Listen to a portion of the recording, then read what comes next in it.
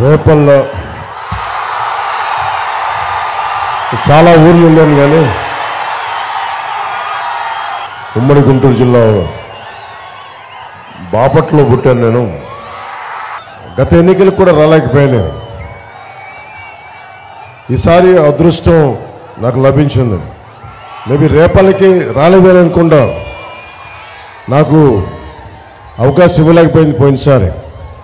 ఇక్కడ రేపల్లిలో ఇంత అద్భుతమైన ప్రేమ, స్వాగతం, గుండెల్లో పెట్టుకొని ఆదరించే అన్నదమ్ములు, దీవించే ఆడపడుచులు, రెండు చేతులతోటి నువ్వు బాగుండాలని ఆశీర్వదించే పెద్దలు, ఇంతమంది ప్రేమని నోచుకున్నందుకు మనస్ఫూర్తిగా మీ అందరికీ పేరు పేరున ప్రతి ఒక్కరికి నా హృదయపూర్వక ధన్యవాదాలు. నేను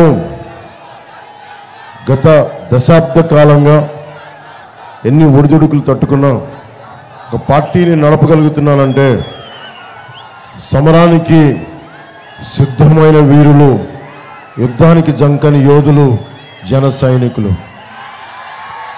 అంటే ఈ రోజున పవన్ కళ్యాణ్ బయటకు వచ్చి మనకి టీడీపీ నాయకులు, తెలుగుదేశం నాయకులు వచ్చి మద్దతు తెలపగలిగానంటే నాకు అండగా ఉన్న జన సైనికులు లేకపోతే నేను ఎంత ధైర్యం ఉన్నా కానీ ఒక్కడనే.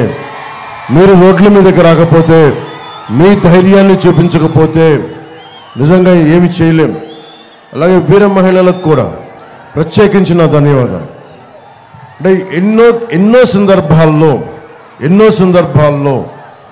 నిజంగా యువత రోడ్ల మీదకి వస్తే 151 ఎమ్మెల్యేలుండి 30 మంది ఎంపీలుండి గుండాగర్దీ చేసే ప్రభుత్వం, అరాచకం చేసే ప్రభుత్వం, దాడులు దోపిడీలు చేసే ప్రభుత్వం, పేకాటలు నడిపే ప్రభుత్వం, యువతకు ఉపాధి అవకాశాలు ఇవ్వని ప్రభుత్వం, కనీసం సాగునీటి అవసరాలు తీర్చని ప్రభుత్వం, ఇవన్నిటిని తట్టుకొని నిలబడగలిగాను. నేను తెలుగుదేశం పార్టీకి అండగా ఉండగలిగానంటే మబ్బుల్లో పరిగెత్తే పిడుగులు లాంటి మా జన సైనికులకి, కథం తొక్కే వీర మహిళలకి, మీ అందరికీ 2 చేతులెత్తి నేను నమస్కారం తెలియజేస్తున్నాను. ఒకసారి నిజంగా ప్రభావం అయ్యే యువత ముందుకొస్తే ఎలాంటి అరాచకాలైనా మనకి అడ్డుకోవచ్చు అనేది మీరే నిదర్శనం. సో మీ అందరికీ ఎందుకు నేను చాలాసార్లు ఇంటర్వ్యూస్లో మధ్యన మాట్లాడుతూ ఉన్నాను. అందరూ అడుగుతున్నారు, రాజీవ్ సర్దేశాయ్ దగ్గర నుంచి ఈ నేషనల్ ఛానల్స్ అంతా అడుగుతున్నారు, మీరు ఎందుకు ఓడిపోయినా బలంగా ఉన్నారు, ఎందుకు నిలబడ్డారు అంటే, నేను చాలా మా నాన్న ఇక్కడ మంగళగిరిలో దగ్గర నుంచి పొన్నూరు, బాపట్ల ఇలాంటి ప్రాంతాల్లో ఒక కానిస్టేబుల్గా పనిచేసిన వ్యక్తి. సో నాకు సగటు మనిషి మీద ఉన్న కష్టాలు తెలుసు. నాకు అన్నిటికంటే కూడా మన కాళ్ళ మీద మనం నిలబడగటానికి అవకాశాల కోసం ఎదురు చూస్తూ ఉంటాం. సెల్ఫ్ రెస్పెక్ట్ కోసం, ఆత్మగౌరవం కోసం తపన పడుతూ ఉంటాం. మనకు ఎవరికి ఇంకొక డబ్బు అవసరం లేదు, కానీ మనం మన ఆత్మగౌరవాన్ని దెబ్బతీస్తూ ఉంటే ఎదురు తిరగాలనిపిస్తుంది, రకరకాలుగా పోరాటాలు చేయాలనిపిస్తుంది. సో సగటు మనిషి కోపం, ఆవేదనని అర్థం చేసుకున్నవాడిని. అందుకనే దశాబ్దం ఏమాత్రం ఎన్ని ఓటములు దెబ్బలు తిన్నా నేను ఒకటే అనుకున్నా, ఒక విగ్రహాన్ని చెక్కేటప్పుడు ప్రతి దెబ్బ ఒక అనవసరమైన ముక్కను తీసి ఒక అందమైన శిలాకృతి ఎలా వస్తుందో, జనసేన తీసుకున్న ప్రతి ఓటమి దెబ్బ అనవసరమైన ముక్కని తీసేసి ఒక అందమైన, ఒక పోరాటంతో కత్తి పట్టుకున్న ఒక జన సైనికుడు, కత్తి పట్టుకున్న ఒక వీర మహిళ లాంటి ఒక అందమైన ఆకృతి కనిపించింది. సో ఈ రోజున జనసేన ఎంత బలపడింది అంటే 5 కోట్ల మందికి ధైర్యానికి, రాష్ట్రానికి ధైర్యం నూరిపోతుంది. అలాంటి జనసేన పార్టీ మద్దతుదారులకి, జన సైనికులకి, మీ అందరికీ ఎన్ని కృతజ్ఞతలు, ఎన్ని చేతులెత్తి నమస్కారాలు చెప్పినా నా కృతజ్ఞత తీరట్లా. విద్య ఏ రాష్ట్రానికైనా ఏం కావాలి, ఏ నేలకైనా ఏదైనా ఏం కావాలి, విద్య, వైద్యం, ఉపాధి, సాగునీరు, తాగునీరు, లా అండ్ ఆర్డర్. విద్య ఉంది మనకి. 7,300 పైచిలకు ఎయిడెడ్ స్కూల్స్ మూసేశారు. 60,000 పైగా చిన్నపిల్లలు 5 ఏళ్ల వయసు నుంచి 18 ఏళ్ల వయసున పిల్లలు చనిపోయారు. ఈ ప్రభుత్వం పట్టించుకోలే. అలాగే మెగా ఏదైనా చదువులు చెప్దామంటే కూర్చొని ఫీజు రీయింబర్స్మెంట్లు ఇవ్వలేదు. ఇలా ఏది తీసుకున్న విద్యకి చాలా అన్యాయం చేసింది. అందుకనే మనకి కూటమి ప్రభుత్వం రాగానే విద్యకి పెద్దపీట వేస్తాం. ఫీజు రీయింబర్స్మెంట్లు కానీ ఉచిత విద్యలు కానీ ప్రతి విద్యార్థికి మనకి దాదాపు 15,000 రూపాయలు ఎంతమంది బిడ్డలున్నా ఆ బిడ్డలకి అందించేలాగా మనం ఒక మేనిఫెస్టోలో పొందుపరిచాం. మీకు నిలబడతాం. అలాగే ఎయిడెడ్ స్కూల్స్ ఏవైతే క్లోజ్ చేశారో, ఏవైతే విచిత్రంగా కలిపేశారో స్కూల్స్ని, ఎస్సీ బీసీ స్కూల్స్ వారికి ఎక్కువ ఉపయోగపడే స్కూల్స్ని మూసేశారు. వాటిని తిరిగి తెరిపించే బాధ్యత, మళ్ళీ దానికి కూర్చొని మళ్ళీ ఆలోచించే బాధ్యత కుటుంబ ప్రభుత్వం తీసుకుంటుంది. ఉపాధి మెగా డిఎస్సి నోటిఫికేషన్లు ఈరోజు దాకా విడుదల చేయలేం. 18,000కు పైగా పోస్టులు ఉన్నాయి. ఒక ఉద్యోగం ఇవ్వాల, ఒక పోలీస్ కానిస్టేబుల్ ఉద్యోగాలు ఇవ్వాల. మలమలమలాడుతూ ఉన్నారు. చదువులు అయిపోయినాయి. నిజంగా కనుక మీరు ఆలోచించి కనుక ఆ రోజున నమ్మకుండా కనుక ఓటు మనకి ఆ రోజున వైసీపీకి వేయకుండా కానీ ఉండే పరిస్థితి ఇంకోలా ఉండేది. కానీ ఒకందుకు మంచిదే అయింది. ఒకసారి ఒక్క ఛాన్స్ తండ్రి లేని బిడ్డనని చెప్పి వచ్చిన వ్యక్తి ఎంత ద్రోహం చేయగలడో రాష్ట్రానికి మీకు అర్థమైంది. అలాగే ఉపాధి, వైద్యం రాగానే కూటమి ప్రభుత్వం ఒకటని నేను చంద్రబాబు గారు మాట్లాడుకున్నప్పుడు ఒకటే చెప్పుకున్నాం. ఉపాధికి రాగానే మెగా డిఎస్సి నోటిఫికేషన్ విడుదల చేస్తాం. ప్రతి సంవత్సరం కనీసం 5 సంవత్సరాల్లో 20 లక్షల ఉద్యోగాలు ఉపాధి కల్పించాలి. 4 లక్షల మంది యువతకి సంవత్సరానికి 4 లక్షల మంది చొప్పున యువతకి ఉపాధి అవకాశాలు కల్పించాలి అని చెప్పి బాధ్యత తీసుకున్నాం. ఉపాధి అవకాశాలు లభించాలంటే పరిశ్రమలు రావాలి, పెట్టుబడులు రావాలి. దానికి బలమైన స్థిరమైన రాజకీయ వాతావరణం ఉంటే తప్ప మనకి పెట్టుబడులు రావు. మీరే చెప్పండి, ఇక్కడ మనం రోజు కొట్టుకుంటా ఉంటే ఇక్కడ బిజినెస్లు ఎవరు చేస్తారు? ఎవరు షాపులకు వస్తారు? ఆ గోల్డ్ మెడల్ షాపే ఉంది, అక్కడ ఎలక్ట్రానిక్ షాపే ఉంది, అక్కడ ఎవరు వస్తారు బయటికి మనం రోజు కొట్టుకుంటా ఉంటే? అందుకని పొలిటికల్ స్టెబిలిటీ, రాజకీయ స్థిరత్వం చాలా చాలా అవసరం. అందుకే లోక్ నాయక్ జయప్రకాష్ నారాయణ గారి స్ఫూర్తితోటి ఎమర్జెన్సీ కోసం ఆయన ఎలా అయితే పోరాటం చేశారో అన్ని పార్టీలు కలిసి రావాలి, వైసీపీ వ్యతిరేక ఓటు చీలనివ్వనని చెప్పి ఇప్పటం గ్రామంలో 2021 మార్చి 14న చెప్తే ఆ మాటకి పర్యవసానం, ఆ మాటకి జవాబే ఈ రోజున మీ ముందుకు వచ్చి అందరం భారతీయ జనతా పార్టీ, తెలుగుదేశం, జనసేన అన్ని కలిపి వచ్చినాయి. ఆ రోజు అందరూ అడిగారు ఎలా సాధ్యపడుతుందని. మనసుంటే మార్గం ఉంటుంది. ఈ నేల మీద పిచ్చి మమకారం ప్రజల మీద కాపాడుకోవాలి అని ఒక ఆకాంక్ష ఉంటే అన్నీ జరుగుతాయి. మనం జరిపించాం. అలాగే సాగునీరు, మనకి సాగునీరు ఇందాక వస్తూ ఉంటే దాంట్లో కాలువల్లో అసలు మొత్తం నానా చెత్తారం పడిపోయింది, నానా చెత్తా చెదారం, పూడికలు తీయలేదు, నా కంటికి కనిపిస్తూ ఉంది. అలాగే మనకి రేపల నియోజకవర్గ పరిధిలో 150,000 ఎకరాల్లో వరి సాగు చేస్తున్నా 3 ఏళ్లుగా కాలువలకు మరమ్మతులు లేవు, పూడికలు లేవు అని చూస్తూ ఉంటే నా కళ్ళ ముందే కనిపిస్తూ ఉంది. గుర్రపు డెక్కు ఉంది, నానా చెత్త, ప్లాస్టిక్, చెత్త చెదారం అన్నీ పడిపోయి ఉన్నాయి. ఇంతమంది ఇరిగేషన్ శాఖ ఉంది, పూడికలు కూడా తీయలేకపోయారు. ప్రాజెక్టులు పక్కన పెట్టండి, పోలవరం పక్కన పెట్టండి, పట్టుసీమ ప్రాజెక్టులు పక్కన పెట్టండి, పూడికలు కూడా తీయని ప్రభుత్వం ఇది. మరి ఎక్కడి నుంచి పెట్టి మనకి వరి దిగుబడి తగ్గదా? తెలంగాణకి ఒకవైపు వరి దిగుబడి పెరిగిపోతూ ఉంటే మనకి దాదాపు ఆంధ్రప్రదేశ్లో 10 లక్షల పైగా వరి దిగుబడి తగ్గిపోయింది. కనీసం పూడికలు కూడా తీయలేని ప్రభుత్వం. పేకాటలు క్లబ్లు నడపడానికైనా హుషారు ఉంది, కానీ కనీసం మన కాలువల్లో పూడికలు తీయలేరు. రైతు కన్నీరు ఎవరు తుడుస్తారు? రైతు బాధని మొన్న ఒక కవితా రూపంలో చెప్పాను, శేషేంద్ర గారిది. భూములు ఎందుకు దున్నుతున్నానో తెలియదు, డ్యాములు ఎందుకు కడుతున్నానో తెలియదు, నా బతుకొక సున్నా కానీ నడుస్తున్నాను. ఎంత బాధాకరం. 3,000 మంది కౌలు రైతులు చనిపోయారు. 3,000 కౌలు రైతులు చనిపోతే నాకు బాధ కలిగి ఏ విధంగా సహాయం చేయాలంటే ఒక పేపర్ స్టేట్మెంట్, పొలిటికల్ స్టేట్మెంట్ ఇస్తే సరిపోదు.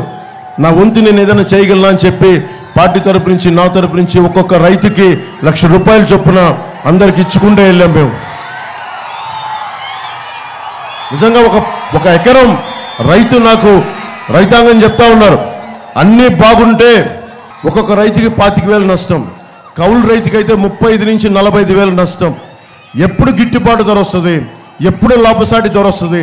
ఎప్పుడు ధరల స్థిరీకరణ నిధి నుంచి అండగా నిలబడతా ఉంటే పొలిటికల్ స్టెబిలిటీ కావాలి, అందరం కలిసికట్టుగా ఉండాలి.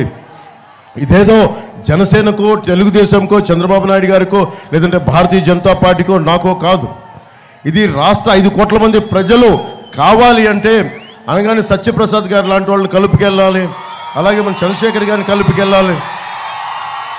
వీళ్ళందరికీ ఎందుకు? నేను ఒకటే అనుకున్నా, నేను బతికుండగా ఈ రాష్ట్రానికి అన్యాయం జరగనివ్వను, తెలుగు ప్రజల ఐక్యతకి అన్యాయం జరగనివ్వను, భారతదేశ సమగ్రతకి అన్యాయం జరగనివ్వను, భంగం వాటిల్లనివ్వను. పొలాల్లో నిలిచిపోయిన డ్రైన్లు పారుదల గాక కుళ్ళిపోతా ఉంది. ఇక్కడ ఒక్క మన రేపల్లి సమస్య కాదు, ఏ మూలకెళ్ళిన ఇదే సమస్య. మనకి ముఖ్యంగా అరవల్లి, ఉప్పూడి పరిసరాల డ్రైన్లు, వాటిని మీరు చూడండి, అక్కడ వెళ్ళి చూస్తే గుర్రపు డెక్క, నాచు, ప్లాస్టిక్, రకరకాల నానా వ్యర్థాలతో నిండిపోయింది. ఎవరు బాధ్యత తీసుకుంటారు? ఎవరు మాట్లాడతారు? మనకి బాధ్యత గల నాయకులు కావాలి. కూర్చున్న ఎమ్మెల్యేలు తెలంగాణ నుంచి, కర్ణాటక నుంచి ఇళ్ళకొచ్చి ప్యాకాట క్లబ్బులు నడిపించడం తప్ప వీళ్ళకి డ్రైన్లు పొడ్చాలని, డ్రైన్లు శుద్ధి చేయాలని బాధ్యత లేదు వీళ్ళకి. ఎంత దారుణంగా ఉంది పరిస్థితి. అరే, అన్నం పెట్టే రైతుకి అండగా లేని కాడికి ఎందుకు? మరి చుట్టుపక్కల మన జీవనదులు బోల్డన్ ఉన్నాయి, మనకి ఇన్ని పంట కాలువలు ఉన్నాయి, ఇన్ని ఇరిగేషన్ ప్రాజెక్టులు ఉన్నాయి, ఇంకా తాగునీటికి సమస్య ఉంది. ఏ నియోజకవర్గంకి వెళ్ళు తాగునీటి సమస్య. ఒక జల్ జీవన్ మిషన్ కేంద్ర ప్రభుత్వానికి ఉంది, ప్రధానమంత్రి గారు స్టార్ట్ చేసింది. ప్రతి ఇంటికి రక్షిత మంచినీరు కుళాయి కావాలని నిధులు వచ్చినాయి, 100 కోట్ల నిధులు వచ్చినాయి. ప్రతి నియోజక జిల్లాకి డబ్బులు సద్వినియోగం చేయాల, దాంట్లో డబ్బులు కొట్టేద్దాం అనుకుంటున్నారు తప్ప ఒక్కొక్క ఇంటికి ఒక కుళాయి పెట్టాలి. డబ్బులు వస్తున్నాయి, డబ్బులు ఉన్నాయి. అరే, అన్ని మాటల మీద వెనక్కి తీసుకొని కనీసం తాగునీటి అవసరాలు కూడా తీర్చలేని ప్రభుత్వం. రేపల్లె ఒక సముద్ర తీరం ప్రాంతం, ఎంత గొప్పగా డెవలప్ చేయొచ్చు, ఎంత గొప్ప పర్యాటక కేంద్రంగా తయారు చేయొచ్చు. కానీ ఇది పేకాటకి కేర్ ఆఫ్ అడ్రస్గా అయిపోయింది. పేకాటకి యువతకి మనం ఏం చెప్తాం? పేకాటక. అటు మనం గుడివాడికి వెళ్తే పేకాట క్లబ్లు, బందరికి వెళ్తే పేకాట క్లబ్లు, అటు ఉత్తరాంధ్ర వెళ్తే పేకాట క్లబ్లు, మట్టి మాఫియాలు, దోపిడీలు, దాడులు తప్ప ఒక్క అభివృద్ధి లేదు. మాట్లాడదామంటే భయపెడతారు, నోరు తెరుద్దామంటే గొంతులోకేద్దామంటారు. అరే, బలంగా అంటే అందరిని మనకి విచ్ఛిన్నం చేద్దామని. మనం భయపడితే సమాజంలో అభివృద్ధి రాదు. నేను మీకు ధైర్యం ఇవ్వడానికి వచ్చాను. మీ ప్రాణానికి నా ప్రాణం అడ్డు. అభివృద్ధి జరగాలి. ఇప్పుడు వాగు పుడికలు తీయకపోతే మన సముద్రంలోకి వెళ్ళాల్సిన నీళ్లు పంట పొలాల వైపు వచ్చి కుళ్ళిపోతూ ఉన్నాయి. దీని గురించి మాట్లాడేవాడెవడు లేడు. మనకి ఏషియన్ డెవలప్మెంట్ బ్యాంక్ దాదాపు 55 కోట్ల రూపాయలు శాంక్షన్ చేసింది మన తాగునీటికి, ముఖ్యంగా మన రేపల్లి మున్సిపాలిటీకి. దానికి పక్కనున్న పట్టిసీమ ప్రాజెక్టు నిర్వీర్యం చేయడం వల్ల ఆ పని ముందుకెళ్ళనివ్వట్ల. అలాగే మనం కూర్చోబెట్టి స్వభావం రీత్యా ఇది ఇసుక నేల, డ్రైనేజ్ మురికి నీరు బయటికి రావడం వల్ల అస్తవ్యస్తంగా అయిపోద్ది. దీని గురించి మాట్లాడేవాడెవడు? పేకాట క్లబ్ల మీద ఉన్న జోరు హుషారు ప్రజా సమస్యల మీద, తాగునీటి సమస్యల మీద లేదు. ఇందాక చెప్పినట్టుగా land titling act, land grabbing act, అది జగన్ ల్యాండ్ గ్రాబింగ్ యాక్ట్. అది ముందేం చేశాడు? వీళ్ళ ఇంట్లో ఉన్నది, వీళ్ళ కుటుంబంలో కూడా ఈ పక్కన పడే ఆస్తులను దోచుకోవడం మీద ఉన్న పిచ్చి వీళ్ళకి. పాపం మనకి రైల్వే కోడూరులో కూడా వెంకట నరసయ్య గారు అని చెప్పి వెరైటీస్ మైన ఆయన గుర్తించారు. వాళ్ళ తాతగారి సమయంలో, జగన్ తాతగారి సమయంలో అక్కడికి వెళ్ళి ఆయన్ని మనుషులను పెట్టుకుంటే కొద్ది రోజుల తర్వాత ఆయన అకస్మాత్తుగా చనిపోయారు. కొన్ని సంవత్సరాల తర్వాత ఆ వెరైటీస్ మనులు వీళ్ళైనాయి. వీళ్ళు ఎప్పుడు కూడా మీరు వైఎస్ జగన్ గురించి ఆలోచించాల్సిందే, మన రైతాంగం ముఖ్యంగా ఆలోచించాలి. వాళ్ళు ఎప్పుడు భూమిలో ఒక గుప్పిడి గింజలు తీసి భూమిలో చల్లే అలవాట్లేదు వీళ్ళకి. ఒక పట్టెడు గింజలు తీసి భూమి మీద చల్లే అలవాటు, దాని నుంచి పైరు తీసే అలవాటు లేదు. భూమిని తవ్వే అలవాటు తప్ప భూమిలో విత్తనాలు జల్లి పంట పైరుని పైకి తీసుకొచ్చే అలవాటు లేదు వీళ్ళకి. వీళ్ళకి భూముల్ని తవ్వటం, ఖనిజాలని తీయటం, గనుల్ని దోచేయడం తప్ప నిజంగా ఒక పట్టెడు గుప్పెడి గింజలు భూమి మీద వేస్తే పచ్చని పైరైతే దాన్ని ఎంత కాపాడుకోవాలి, ఎంత శ్రద్ధగా తీసుకోవాలి. మన చేతిలో ఒక ముద్ద అన్నం తింటున్నామంటే రైతు పడ్డ కష్టం, రైతు పడే కార్చే కన్నీరు ఇవన్నీ తెలియాలంటే గనుల్ని మనకి భూమిని మనకి ఛేదించేవాడికి రైతు తాలూకు కష్టం ఎప్పటికీ అర్థం కాదు. నిజంగా ఇది రైతు ఆలోచించాలి. స్వభావం ఎలా ఉంటుందంటే కష్టం ఉన్నోడికే కష్టం తెలుస్తుంది. బిడ్డలున్న తండ్రికే ఇంకొక బిడ్డ కష్టం తెలుస్తుంది. మనకి అమర్నాథ్ గౌడ్ చనిపోతే అక్కను రక్షించకుండా అమర్నాథ్ గౌడ్ బాధ ఎవరికి తెలుస్తుంది? బిడ్డను కోల్పోయిన తండ్రికి తెలుస్తుంది, బిడ్డలున్న తండ్రికి తెలుస్తుంది, ఆడబిడ్డలున్న తల్లిదండ్రులకు తెలుస్తుంది. జగన్ మొన్న చెప్తా ఉన్నాను, తెనాల్లో ఇంత పెద్ద గులకరాయి, చిన్న గులకరాయి పడితే ఇంత పెద్ద కూర్చొని డ్రామా వేసాం. నేనేం చెప్పాను ఇందాక? లా అండ్ ఆర్డర్ అని చెప్తున్నాను.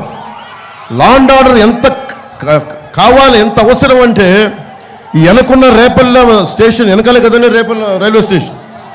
ఇక్కడ నేను అప్పుడు అనిత గారు హోమ్ మినిస్టర్ పాపం ఒక మహిళని భర్త ముందు దారుణంగా అగౌరవపరిచి మానానికి భంగం కలిగిస్తే బాధ్యత ఉన్న ఒక హోంమంత్రి ఏం మాట్లాడాలండి? ఏం మాట్లాడాలి? శిక్షలు పడాలి, పట్టుకోవాలి.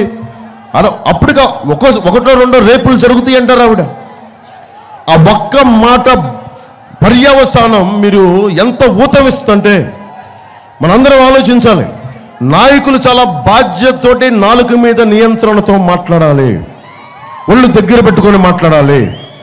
ఆ రోజు రేపల్ల స్టేషన్లో జరిగిన ఒక దారుణమైన సంఘటన శిక్ష పడి ఉంటే అమర్నాథ్ని అక్కని ఆ ఆడబిడ్డని ఏడిపించడానికి సాహసం చేసేవాళ్ళు కాదు.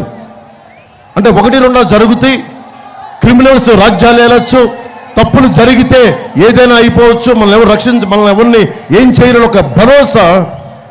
అమర్నాథ్ వాళ్ళ అక్కని స్కూల్కి వెళ్తూ ఉంటే ఏడిపిస్తే అమర్నాథ్ 15 ఏళ్ళ బిడ్డ, ఆ కుర్రవాడు అమర్నాథ్ గౌడ, అమర్నాథ్ బీసీయా ఎస్సీయా కాదు, ఇవన్నీ కాదు. ఆ బీసీకి జరిగిన అన్యాయం వీటన్నిటికంటే మించి కూడా అరే నిండు 100 ఏళ్ళు బతకాల్సిన బిడ్డ అమర్నాథ్. నిండు 100 ఏళ్ళు ఎవడైనా ఏం దీవిస్తాం? నిండు 100 ఏళ్ళు చల్లగా బతుకున్నానని అంటాం, కానీ నువ్వు అర్ధాంతరంగా చనిపోవని ఎవరిని కోరుకోం. అలాంటి బిడ్డ ఎందుకు చనిపోయాడు? చంపేశారు.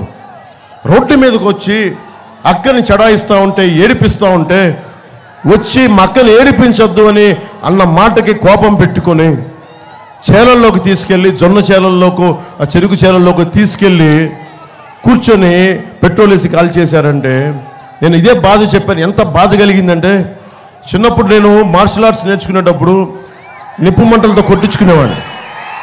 క్షమించాలి చప్పట్లు కాదు అంటే వినండి, నిప్పులతోటి మంటలతోటి కొట్టించుకునేవాడిని. ఈపు మీద, ఒంటి మీద కొట్టించుకుంటే ఒళ్ళు కాలిపోయేది. ఈ రోజుకి నా ఏళ్ల మీద కాలిపోయిన ముద్రలు ఉంటాయి, శరీరం కాలిపోయింది. అంటే ఒక చిన్నపాటి నూనె చుక్క వంట చేసేటప్పుడు పడితేనే గిలగిల్లాడిపోతాం.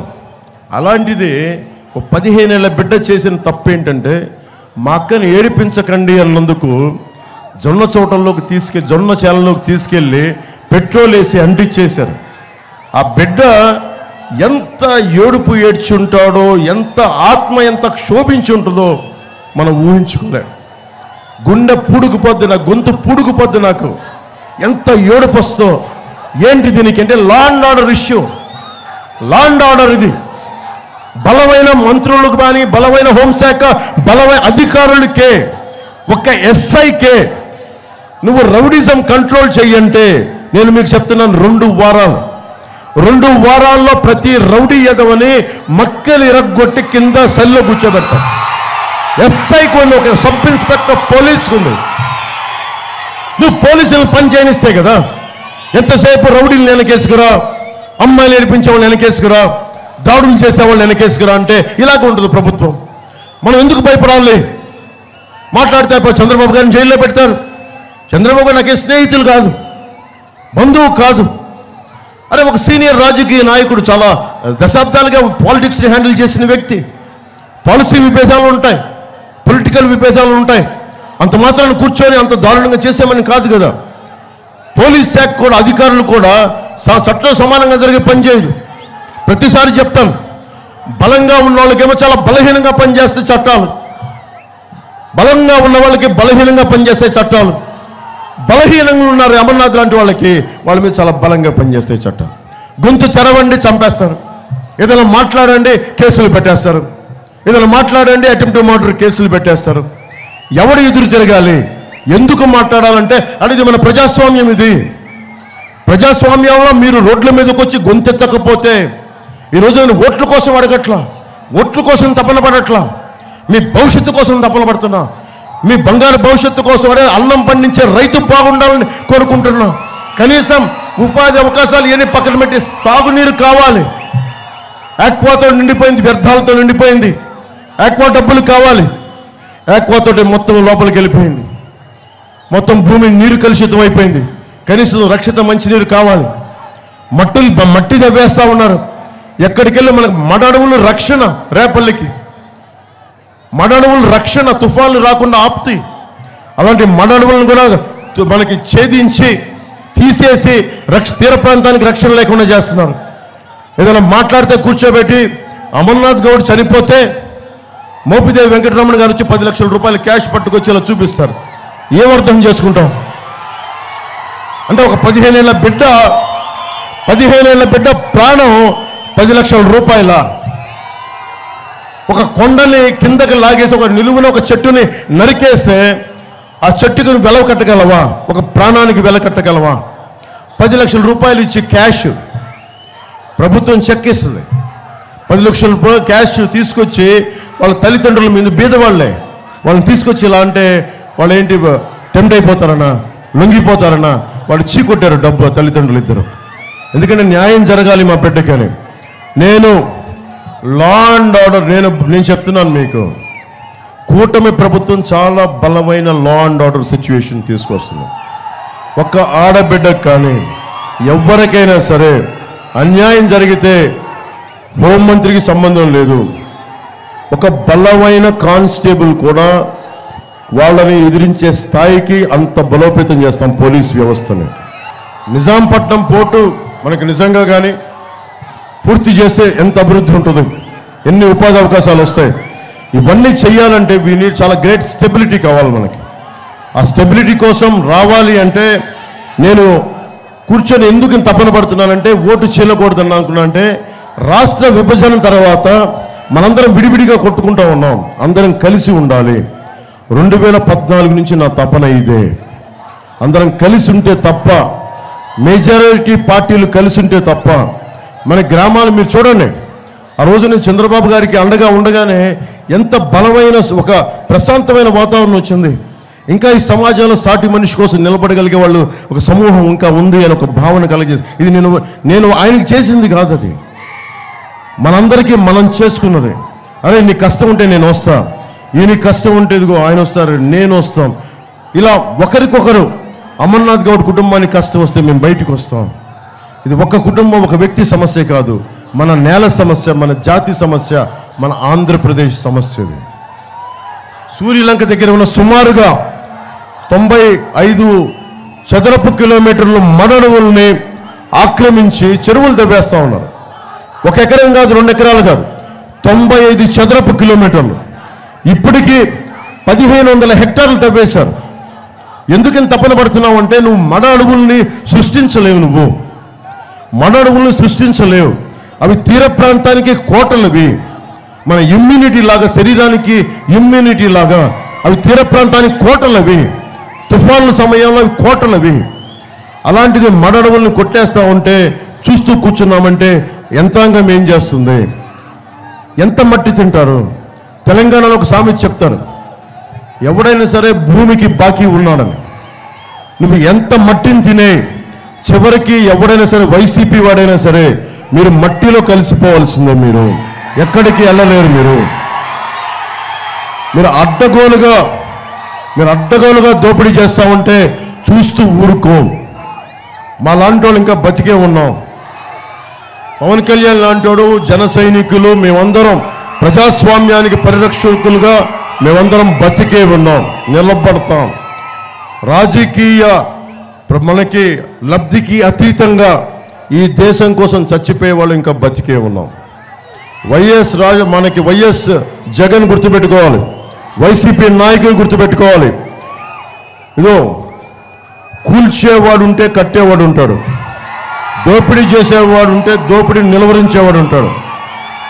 అడ్డగోలుగా మీరు దాడులు చేస్తూ ఉంటే తిరగబడేవాడు ఉంటాడు. గుర్తుపెట్టుకోవాలి. కాలం అందరికీ అన్ని అవకాశాలు ఇస్తుంది. ఇప్పుడు దాకా మీరు 5 సంవత్సరాలు ఇచ్చారు, సంతోషం. జగన్ ఒకటే అడిగాడు, ఒక ఛాన్స్ ఇమ్మన్నారు. ఒక్క ఛాన్స్ ఇంటే ఏం చేశాడు? మీకు సాగునీరు ఇవ్వాలా, తాగునీరు ఇవ్వాలా, కాలువల్లో పుడికలు తీయాలా, మెగా డిఎస్సి ఇవ్వాలా, ఏ ఒక్కటి ఇవ్వాలా. ఉన్న స్కూల్స్ తీసేశాడు, మనకి ఫీజు రీయింబర్స్మెంట్లు సరిగ్గా చేయాల, అమ్మఒడి అని చెప్పి ఎంతమంది బిడ్డలు ఉంటే అంతమంది బిడ్డలు ఉన్నాడు, ఒక్క బిడ్డకు మించి ఇవ్వట్లా. ఇవన్నీ కాకుండా మేము ఒకటే చెప్పాం, మీరు మేనిఫెస్టో చూడండి. అందరూ యువతంతా ఉన్నారు, మహిళలు ఉన్నారు, పెద్దలు ఉన్నారు. మీ కూటమి మేనిఫెస్టో చూడండి. మేము బాధ్యత తీసుకుంటాం, జవాబుదారీతని వహిస్తాం. దివ్యాంగులను కూడా బెదిరిస్తాం. దివ్యాంగులు కూడా బెదిరిస్తున్నారు వీళ్ళు. మనం దివ్యాంగులకు ఇప్పుడు ఇచ్చే 3,000 కాకుండా 6,000 రూపాయలు దివ్యాంగులకు ఇస్తున్నాం. అలాగే వృద్ధాప్య పెన్షన్ 4,000 రూపాయలు చేస్తున్నాం. అలాగే మహిళలకు ఉచితంగా 3 గ్యాస్ సిలిండర్లని ఒక కష్టాన్ని ఎంతో కొంత చేదోడు వాదోడుగా ఉండేందుకు 3 గ్యాస్ సిలిండర్లు. అలాగే మెగా డిఎస్సి నోటిఫికేషన్ రాగానే విడుదల చేస్తాం. ముఖ్యంగా రైతుకి సంవత్సరానికి 25,000 రూపాయలు అండగా ఇస్తాం. అలాగే కౌలు రైతుకి గుర్తింపు కార్డులు, సాగునీటి ప్రాజెక్టులన్నీ ముందుగా బాధ్యత పూడికలు తీయించడం. కొత్త ప్రాజెక్టుల కంటే ముందు పూడికలు తీయించి ఆ డ్రైనేజీలని సరిగ్గా సక్రమంగా నిర్వహించి ముందు ఉన్న ఆయకట్టుని కాపాడుకునే విధంగా ముందుకు తీసుకెళ్తాం. Land titling act, land registration act గురించి చెప్తున్నాను. వీళ్ళు భూమి మీద పిడికిడి గింజలేసి పైరుని పండించేవాళ్ళు కాదు. వీళ్ళు ఒక గింజ దాటి చెట్లు పెంచేవాళ్ళు కాదు. మీరు చూస్తే రైల్వే కోడూరులో పాపం ఎవరో ఏదైనా మాట్లాడారు వైసీపీకేనంటే పచ్చని మామిడి చెట్లు నరికేశారు వీళ్ళు. వైసీపీ వాళ్ళు పచ్చని చెట్లు నరికేయడం అలవాటు వీళ్ళకి.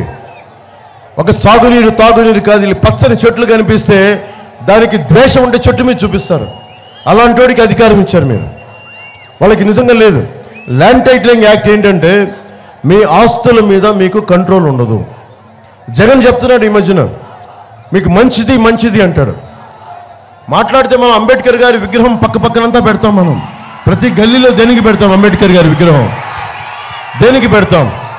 చట్టాలకు మించి ఇప్పుడు మనకి బ్యూరోక్రసీ తప్పు చేస్తే, గవర్నమెంట్ ఉద్యోగులు తప్పు చేస్తే ఎక్కడికి వెళ్తాం? కోర్టు పారదర్శకంగా ఉండి కోర్టుకి అట్లీస్ట్ ఒక విన్నవించుకుంటాం. ఇది నాని పాల్కీవాలా గారు కూర్చోబెట్టి ఇది ప్రాథమిక హక్కుల ఉల్లంఘన అని చెప్పి ఎక్కడో కేరళలో ఒక మఠాధిపతికి ఆయన భూమిని ప్రభుత్వం, అప్పుడున్న కేరళ ప్రభుత్వం తీసుకుంటానంటే ఒకడి హక్కుని నువ్వు కాలు రాసెత్తి వాడి భూమిని వారి సంక్రమించిన హక్కును తీయడానికి లేదని దాదాపు 15 మంది హైయెస్ట్ ఇప్పుడు దాకా భారతదేశంలో ఆయన వాదించి ఎవరి ఆస్తులు ప్రాథమిక హక్కు అని చెప్పిన వ్యక్తి. అలాంటి అంత వాదించిన వ్యక్తి మనకి రక్షణ కల్పించాడు. మన రాజ్యాంగం చదువుతాం, కానీ మీరు అర్థం చేసుకోవాల్సింది కోర్టు పరిధిలో లేకుండా చేశాడు.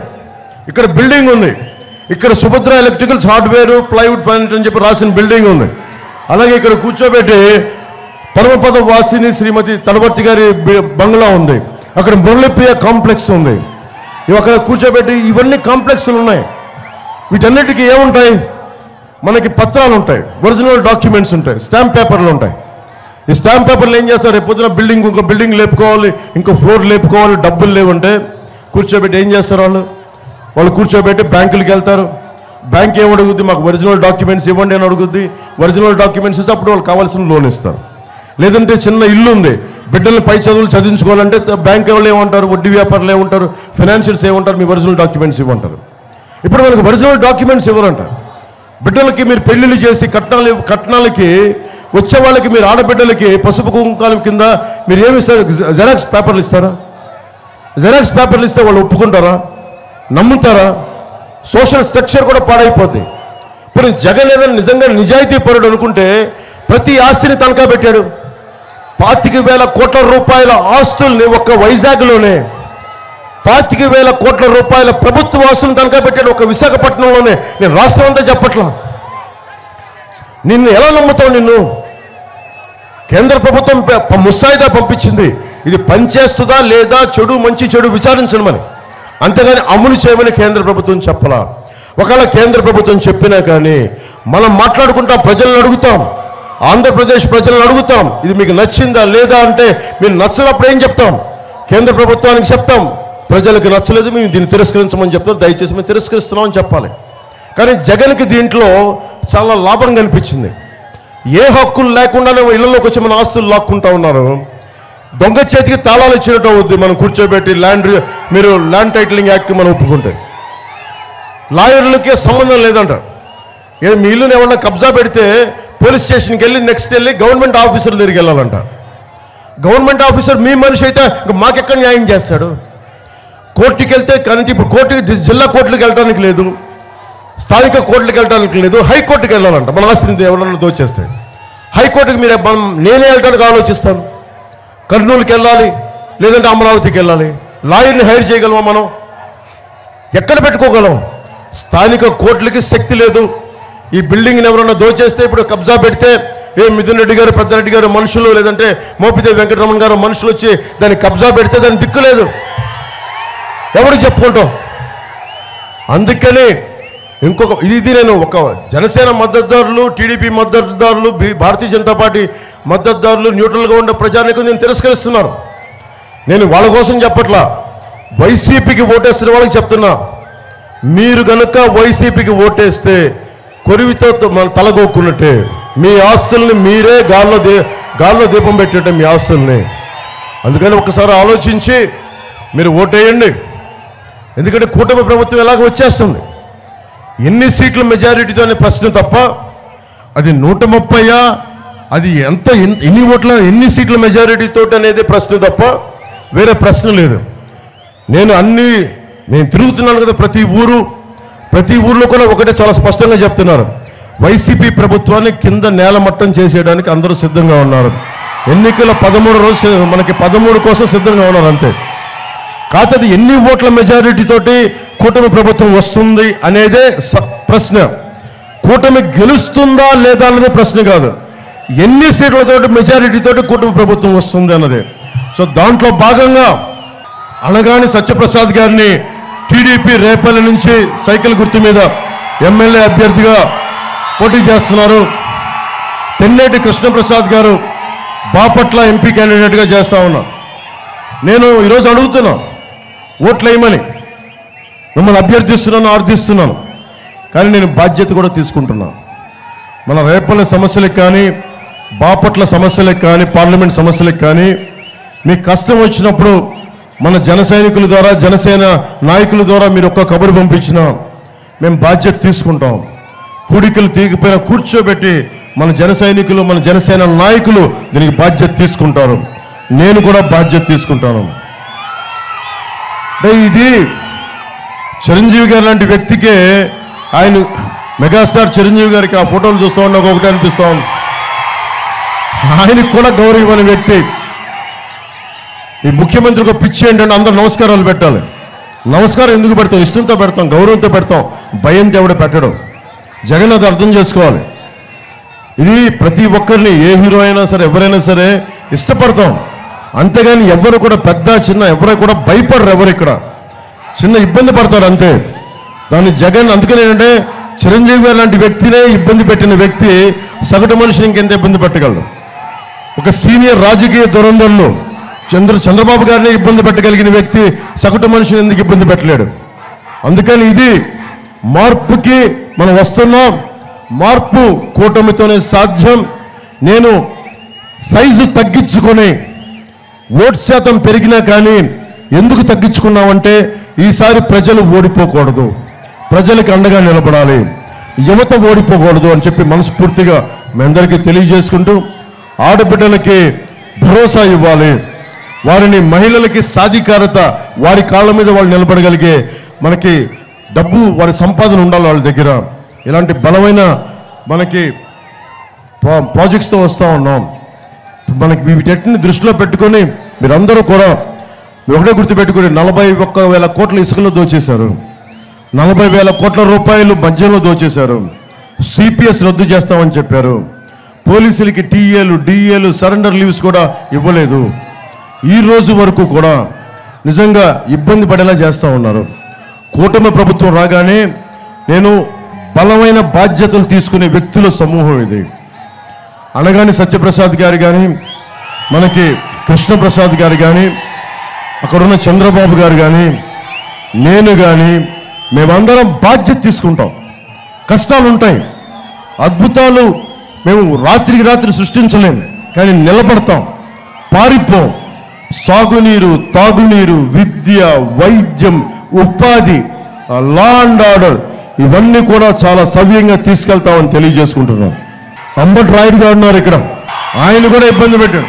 ఒకవైపు మెగాస్టార్ చిరంజీవి గారిని అయితే, ఇంకోవైపు చంద్రబాబు నాయుడు గారిని అయితే, ఇంకోవైపు స్థానిక అందరి రాజకీయ నాయకుల్ని అయితే, ఇంకోవైపు క్రికెటర్ 19 ఏళ్ల వయసులో డబుల్ సెంచరీ కొట్టినాడు. అలాంటి వ్యక్తి పాపం చాలా ఇష్టంగా చాలా ప్రేమతో వెళ్ళాడు. పాపం ఆయనకి రాజకీయాలు తెలియదు, నమ్మాడు. ఆయన జగన్ చాలా ప్రేమగా నిముడతాడు కదా అందరినీ. పాపం నిజం అనుకుని వెళ్తే కూర్చోబెట్టి ఒకటే చెప్పాడు, ఒకటే మాట అన్నాడు నాకు అంబటి రాయుడు గారు, వైసీపీ వాళ్ళకి బానిసలు కావాలి కానీ సమభుజంతో మనకి సగౌరవంగా కూర్చొని ఆత్మగౌరవంతో ఉండేవాళ్ళు అవసరం లేదు. బానిసలు కావాలి, మోచేతి అంబలి తాగేవాళ్ళు కావాలి. అరే మేము మనకి బాబాసాహెబ్ అంబేద్కర్ని గుండెలో పెట్టుకునే వాళ్ళం, గౌరవిస్తాం, నాయకులకి గౌరవం ఇస్తాం, ఆత్మగౌరవాన్ని తాకట్టు పెట్టాం, బలంగా నిలబడతాం, ఎదురిస్తాం. అంబటి రాయుడు గారిని ఎందుకు పెట్టాను ఒకటే అడిగా, యువతకి భవిష్యత్తులో ప్రతి చోట మీరు మాకు ఏముంది కావాలి, స్టేడియంస్ కావాలి. అరే సాయంత్రం పూట సరదాగా బయటికి వెళ్దామంటే ఇంట్లో ఉండే ఇళ్లలో మగ్గిపోయి ఆడబిడ్డలకి చిన్న పార్కులు లాంటివి కావాలి. ఇంత పెద్ద తీరం ఉంది, సముద్ర తీరం ఉంది, సరదాగా బీచ్లోకి వెళ్ళి కూర్చునే ఫెసిలిటీస్ కావాలి. ఇవన్నీ ఏం లేవు మనకి. తాగునీటికి సాగునీటికి దిక్కు లేదు. ఇవన్నిటికి ఎక్కడ మనం కూర్చొని మనం పనిచేయాలి. యువతకి నేను వచ్చినప్పుడు వస్తా ఉన్నారు, యువత మీకు స్టేడియంస్ కావాలి, ఉపాధి కావాలి, విద్య కావాలి. ఒక్కొక్కడు ఎలా పరిగెడతారంటే యువత నేను వస్తున్నప్పుడు 10 కిలోమీటర్లు 15 కిలోమీటర్లు చొక్కాలు తీసేసి మరి పరిగెడతా ఉంటే నాకు అనిపిస్తే అరే వీళ్ళందరూ దేశ నిర్మాణానికి ఎంత గొప్పగా పనిచేస్తారు. వీళ్ళు ఈరోజు ఎక్కేస్తా ఉన్నారు, అక్కడ దానిపైన ఎక్కేస్తారు, స్తంభాలకి ఎక్కేస్తారు. నేను దాంట్లో తప్పు అనుకోను. నేను ఏం ఆలోచిస్తానంటే ఇంత శక్తి ఉంది వాళ్ళకి, యువతకి ఇంత శక్తి ఉంది. మీరు ఖనిజాలు, నేను చెప్తాను, మీరు దేశ కళల ఖనిజాలు. మీరు మిమ్మల్ని ఏం చేయాలి, సక్రమమైన మార్గంలో పెట్టాలి, మీకు మంచి విద్యనివ్వాలి, స్కిల్ డెవలప్మెంట్ జరగాలి. అది ముస్లిమా, హిందువా, క్రిస్టియన్నా, నువ్వు కాప, కమ్మ, రెడ్డ, బీసీయా, ఎస్సీయా, ఎస్టీయా కాదు, నువ్వు మనిషివా కాదా, నీకేం నేర్చుకోవాలనుంది, ఏం కావాలనుంది, నువ్వు ఆడబిడ్డవా మగబిడ్డవా కాదు, అమ్మ నీకేం కావాలనుంది, నాన్న నీకేం కావాలనుంది. ఒక ప్రభుత్వం ఒక పెద్దనలా పనిచేయాలి. అలాంటి పెద్దన్న ప్రభుత్వాన్ని స్థాపించడానికే ఈ రోజున కూటమిని ఏర్పాటు చేశాం. కూటమి ప్రభుత్వాన్ని స్థాపిస్తున్నాం, పీఠాన్ని సాధిస్తున్నాం. పీఠం కూటమిదే అని తెలియజేసుకుంటూ నాతో పాటు ఈ సభకి మద్దతు తెలిపిన రేపల్ల ప్రజానీకానికి, అన్నదమ్ములకి, ఆడపడుచులకి, యువతకి, అలాగే నా సోదరుడు నా తమ్ముడు శ్రీ అంబటి రాయుడు గారికి, జనసేన పాయింట్ ఆఫ్ కాంటాక్ట్ మత్తి భాస్కర్ గారికి, ఇంకొల్లు మాణిక్యాలరావు గారు Bharatiya Janata Party point of contact గారికి, మా జిల్లా అధ్యక్షులు గాదే వెంకటేశ్వరరావు గారికి, పంతాని మురళీధరరావు గారికి, TDP state organisation secretary Gudapati Srinivasarao గారికి, మిక్కిలినేని నాగవంశీ గారికి జనసేన పార్టీ, గంగపోయిన సుధీర్ యాదవ్ జనసేన పార్టీ నాయకులకి, అలాగే అనగాని సత్యప్రసాద్ గారికి, తెన్నేటి కృష్ణప్రసాద్ గారికి ఇంకొక మారు మీ మద్దతు కావాలని కోరుకుంటూ, గెలుపు కూటమిదే, పీఠం కూటమిదే అని తెలియజేసుకుంటూ సెలవు తీసుకున్నాను. మీ అందరూ కూడా ఈ వేసవిలో ఓటు మీరు వేయటం కాదు, మన అంబటి రాయుడు చెప్పినట్టుగా మీరేస్తూ 10 మంది చేత ఓటేయించండి. 10 మంది చేత ఓటేయించండి. అలాగే పొద్దునే ఓటేసేయండి. జనసేన మద్దతుదారులు మన గాజు గ్లాస్ సింబల్ లేదనే అవసరం లేదు. తెలుగుదేశం మనకి ఉన్న, బీజేపీ ఉన్న, మన లేని చోట అది మన కూటమి ప్రభుత్వం, మన ప్రభుత్వం. అది నేను అండగా నిలబడతాను మీ అందరికీ. సో అందరికీ ధన్యవాదాలు తెలుపుకుంటూ ఈ వేసవి కాలంలో మీరు ఆరోగ్యంగా ఉండాలి, జాగ్రత్తలు తీసుకోండి. అందరం నలుగుతూ ఉన్నాం. సో అద్భుతంగా మీ ఆయురారోగ్యం ఉండాలి.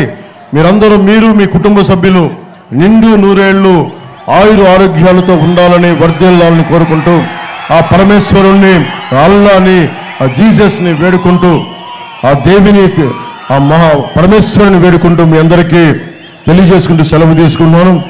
జై టీడీపీ, జై బీజేపీ, జై జనసేన, జై హింద్.